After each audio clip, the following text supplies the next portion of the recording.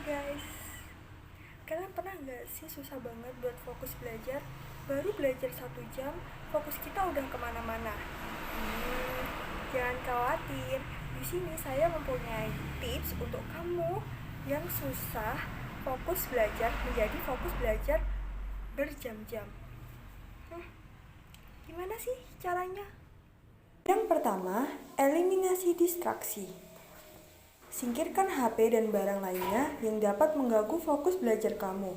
Sekalinya kamu lagi fokus, kemudian ada yang menarik dan fokus kamu buyar, sangat sulit untuk bisa kembali ke zona fokus yang sebelumnya.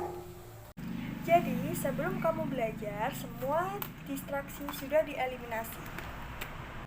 Tapi kak, aku terganggu bukan karena HP, tapi karena pikiran aku sendiri.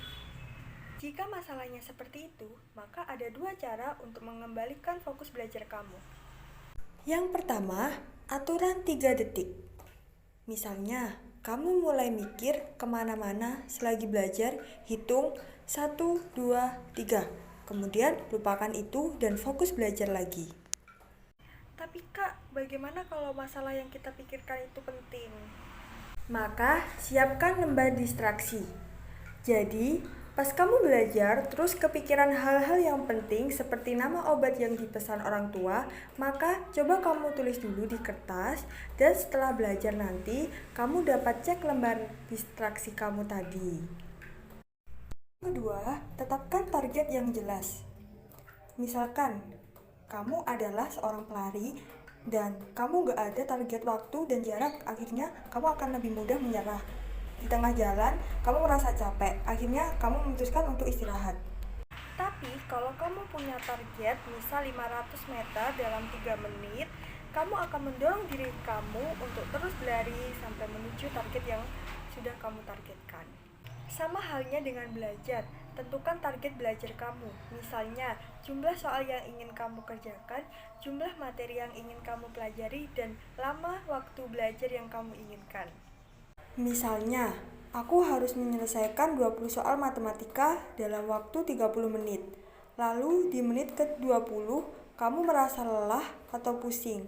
Tapi kamu punya target belajar tersebut, maka kamu akan terdorong untuk menyelesaikan tugas tersebut. Set clear target dan jadikanlah suasana belajarmu, suasana yang memotivasimu untuk menyelesaikan apa yang kamu kerjakan. Aturan 4% adalah aturan yang memerintahkanmu untuk belajar atau mengerjakan sesuatu yang tingkat kesulitannya 4% di atas kemampuan kamu saat ini. Hal ini berkaitan erat dengan konsep flow yang dicetuskan oleh Mihaly Csikszentmihalyi, yaitu flow adalah zona di mana kita mengerjakan sesuatu yang dimana atensi kita full ke situ. Ini adalah waktu paling fokus dan kita paling bisa enjoy dengan aktivitas yang kita lakukan. Jadi, pelajarilah 4% lebih sulit daripada kemampuan kamu saat ini. Tujuannya agar kamu terus tertantang dan kamu terus terstimulasi. Tapi, lakukan dengan enjoy agar kamu tidak mengalami stres atau gugup saat belajar. Jadi, setting jumlah soal yang kamu inginkan. Misal, kemarin aku mengerjakan 20 soal dalam 15 menit, maka tingkatkan sedikit menjadi 23 soal dalam 15 menit.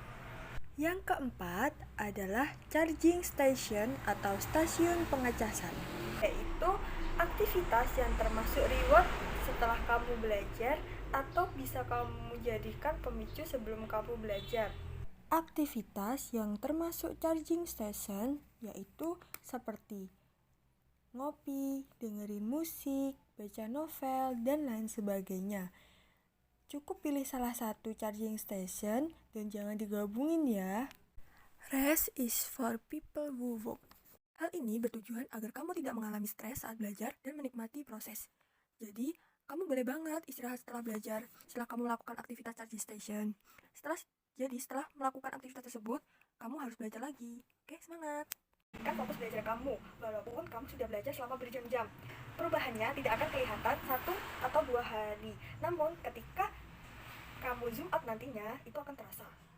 Dan ini adalah progres yang kamu lewati karena semua orang pasti memulai semuanya dari nol. Bayangkan dirimu 3 bulan, 4 bulan dari sekarang. Pikirkanlah hal yang bisa kamu lakukan mulai hari ini yang akan membuat dirimu di masa depan berterima kasih. Sekian tips dari saya, semoga bermanfaat. Sampai jumpa, bye-bye.